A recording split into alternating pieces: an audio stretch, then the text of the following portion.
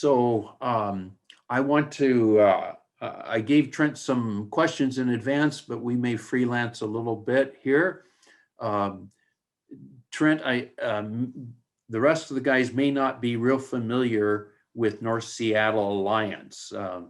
And we know that if you've been around in our district very long, you know that it was an anchor church. It was one of the larger churches. Could you just give us a brief overview of how kind of the ups and downs that North Seattle Alliance has gone through over the years? Yeah, it was started back in the 50s as a little church plant here, and it grew pretty rapidly under Wendell Price. So it grew to a church of about 1,000 in the 70s. Had a Sunday school ministry of about 800 people, a couple hundred college students coming every Sunday. And through the years, it's been in slow decline pretty much since Wendell Price left early 80s. So for about the last 40 years, it's been slowly declining. There's a church split in the 90s with the worship wars. So that was the first kind of big church split. The tenure of a pastor over the last 30, 40 years is about 2.5 years. So there's just been constant turnover in lead pastors. I think the longest tenure is about 4 years for a pastor since the 80s. And so it's just been hard to get traction there.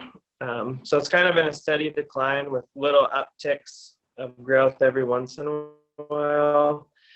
But in 2008, 2009, there's another church split that happened. We had an elder board and a governing board who couldn't agree on really anything. And so the church went from about, I think it was close to 400 down to about 200, 250. And so we've pretty much, Steve, you came pretty short after that time, and we've pretty much just kind of stabilized in plateau since then. So it's just kind of been a steady decline over the last 40 years, lead pastors not staying. And there's been a lot of lead pastors leaving for not great reasons. I think 4 moral failures since the mid-90s. So a very hurt church, a wounded church, has trouble trusting. And so it's kind of a brief overview of where we've been. But. All right. Hey, tell us how you got connected to NSA. Yeah, when I was in high school, I was going to the high school just down the road from the church here, got invited by a friend to come check it out, and became quick friends with the youth pastor. So I grew up coming here in the youth ministry. And then in college, I left and started going to a different church. But around the time I was graduating, and Andy Snodgrass came on here, new pastor, and he invited me onto the staff to open a coffee shop full time about 10 years ago now. So opened up a coffee shop. And then I went and church planted for a couple of years with Micah Dodson. And then I've been back on staff again for almost 7 years now, doing pretty much every job imaginable. So, and then I've been in the lead role now for about 3 years. Okay. I know everyone here may not know that North Seattle Alliance Church is a huge facility, and you kind of have inherited that. What are some of the ways that you are utilizing the big facility? Yeah, we started trying to turn it into a community center. And I've really run with that idea of just opening our doors. A lot of churches are like fortresses. They're open on Sundays, maybe a midweek, but we want it to be open pretty much all day, every day. So we opened a health clinic, Lehigh Health, about 17 years ago now. So We run full medical clinics 3 days a week with a mobile medical unit that goes to different sites around the city. We have our coffee shop, the Bridge Coffee House, that's open 7 days a week. We've served, in the last 3 years, we've served about 20,000 customers that we've been able to track through credit card transactions. So we've had contact with probably between 20 and 40,000 different people over the last 3 years through our coffee shop. And then we run contracts with tenants. So we have a preschool that's there, about 40 families involved with the preschool. We have 2 Young Life districts, so Shoreline Young Life, and then regional office. The office is out of our facility. We have Restoration, a Messianic synagogue on Saturdays. Shoreline Sports Foundation we just brought on that does leadership and youth development, and Northwest Girl Choir, and a few others outside of that. So we've got a full-size gym in our building. It's a 40,000 square foot building. And so we really want to use it to reach the community. But we want to run contracts.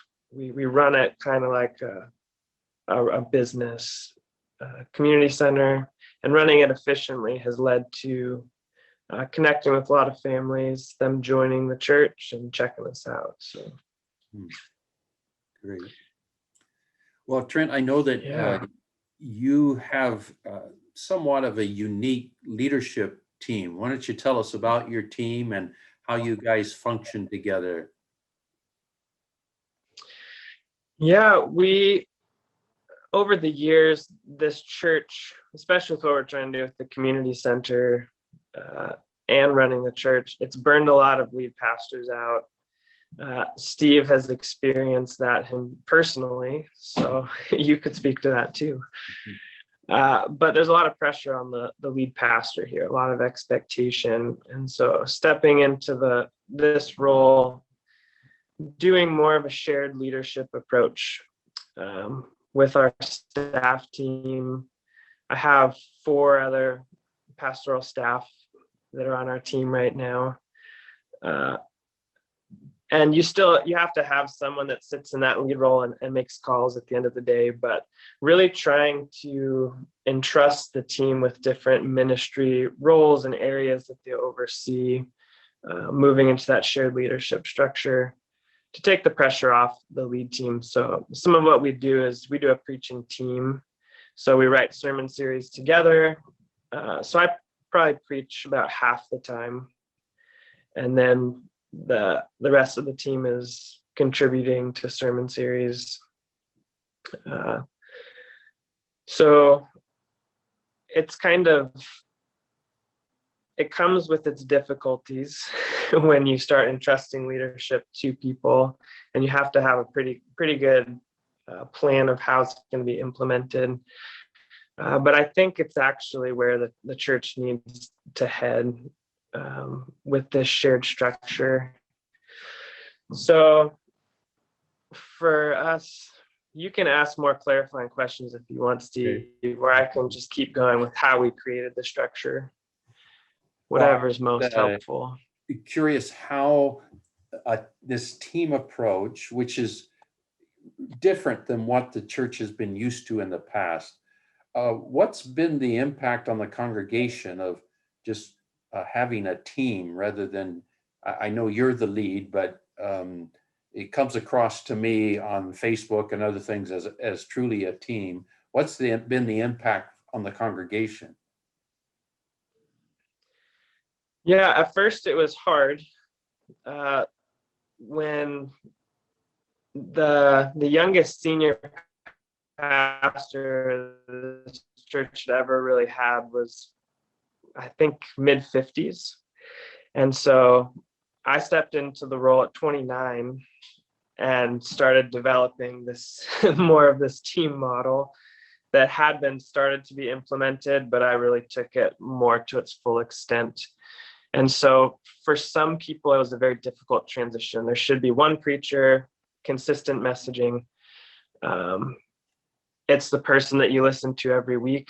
And so some people, then you get into all these preferences of, well, I like this person, but I don't like as much when this person preaches. Why are you having this person preach? And so you start to see people's preferences come out, and some people that show up for one person but disappointed when another one gets up there. And so it took some training of a lot of how we've structured church is around a personality. We like to create personality cults where people start to church hop rather than creating a family and modeling what it looks like for everyone to use their giftings in a multitude of voices, which that's what we believe really builds up the church.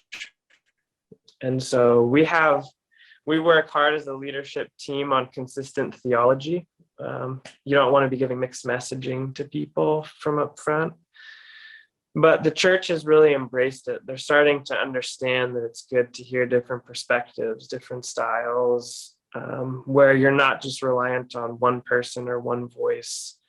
And it's helping create a culture where people feel like maybe I could have some more ownership, because in a lot of churches, it's around that one personality. And so I think it's really opened up safety. It's opened up people. I have people, not just our pastoral team, but I have the Starbucks exec that I was talking about, Tim. He preaches every once in a while. Some of our elders, people from our organizations that meet in our building preach as well. So getting our church used to more voices. And I think it actually connects to younger generations. I think millennials, Gen Z, I think we're moving a little bit further beyond just the personality cult or the one voice. That's podcast culture and dipping into different people. So I think it's really connected with the younger generations in the church for sure. The old guard, the older demographic has struggled some with the lead pastor supposed to preach and lead, and that happens from the pulpit. So it's a mixed bag, but I think a lot of people are coming around and like it. You're breaking up a little bit on us, Trent. So Okay. far, Can you though, hear me now? yeah, it's a little garbled, but up to now, it's been pretty good. Let me ask you this. Okay. North Seattle Alliance has Yeah. been, it seems like the church has been in a, well, you could say revitalization, turnaround mode for many years.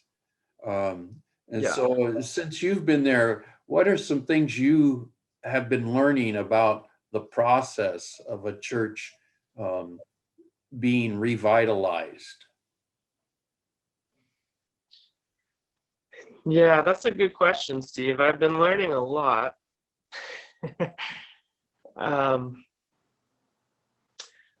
I think I was trying to narrow it down to what would be most helpful here. I think one of the big things that I was even speaking to earlier is just the health of the pastoral team, the staff team is vital. In a revitalization, your team's always under stress. You're in an anxious system. And so what we've been doing is working on communication, learning together, modeling vulnerability with one another has been helpful. I think a lot of times you have so many things pulling for your attention that's pulling on your staff team, and it's easy to take on the anxiety of the system. And if you're not talking about it and working on that as a staff team, you start to take into your staff room or your boardroom the anxiety of the system into those meetings that can lead to conflict. And so I think for us, that's been one big thing. I think a lot of times, another big one for me is, and I appreciated hearing earlier, is the reorientation of ministry, not around who you have, but who isn't yet there. I think is big for me. I think it's easy to get bogged down in the system and look at what do I have to work with immediately in front of me. And when you're in the anxious system, you can kind of put your head down and you start to fight the battles of the internal system, which is actually contributing a lot of times to the unhealthy DNA. But how do you reorient your vision around who isn't yet there? Because that's what will most likely bring health to the church. And so for me, a lot of it is what is the dream or what's the missing demographic? Who are the people that aren't yet there? And how are we going to reach those people or get them in? And so that's been a lot of the push with the bridge, with partnering with Young Life, is our missing demographic is the 18 to 30-year-olds, are the singles without families. We have young families with small children, and we have older demographic. But how are we going to create a missional vision to reach the demographic we don't yet have?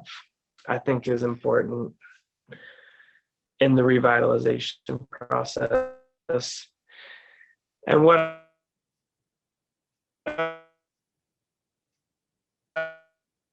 I'm learning, You're breaking up a bit on us, Trent. that is that I would throw out to everyone is canoeing the mountains. Maybe if I stop my video, I might be able to Okay. see if you can hear me better. Yeah, we can hear Am you. I coming through okay? Okay.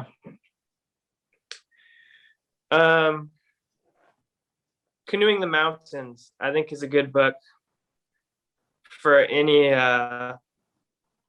turnaround, just leadership in our changing culture right now. I'm going to be going through this with our leadership team, but a new solution always leads in loss is a big aspect of the book. And so we've probably lost 25 to 30 people over the last few months, with a strong vision, trying to pastor the church through it, but not orienting all of our energy on trying to miss loss, but around the missional call of who isn't yet there in our church. And so I think trying to develop that strong.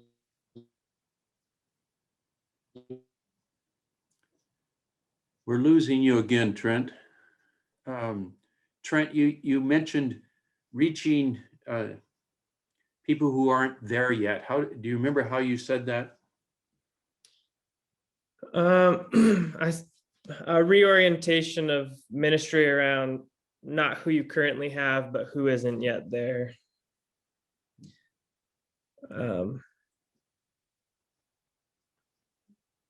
I think a lot of. Can you hear me okay again? Yes, it's better now. Yeah. Okay. Excellent. Good. Yeah, I think a lot of our history of the church and a lot of our lead pastors have gotten bogged down into navigating all of the battles with people that are currently in the church. So, and I've been looking for people. You don't want to just ignore people, but when you're looking about the few to invest in, I think it's not trying to convince people all the time to get on board with your vision, but who are the people that intuitively understand, and putting your investment in those people, not yes people. So that's what I've been doing with our board, is identifying the people that understand the vision, where we want to go, but aren't afraid to ask the hard questions and bring high challenge, because that's what's going to help me narrow down the vision of who are the people that aren't yet here, how are we going to reach them, but how do we bridge the gap of our history of where we've been, affirm the past, and use them to help bring as many people along as possible, getting to that point for us. Well, thanks, Trent. I appreciate that. I just want to open it up. Do you guys have comments or questions for Trent? Guys, Really? thanks so much for joining us today, and appreciate all the good input, learning from one another. That's awesome. And just want to remind you, next month, same time, same place, third Thursday, 10 a.m. And you know, personally inviting someone would be awesome. If you have a colleague, a friend that you think would benefit from being with us, just hey, why don't you join us? And we can get the Zoom link to them, and they can join us. So hey, any closing comments, thoughts before we sign off? Well, have a great day. Hope you're enjoying your summer. And thank you, Rachel, for your help.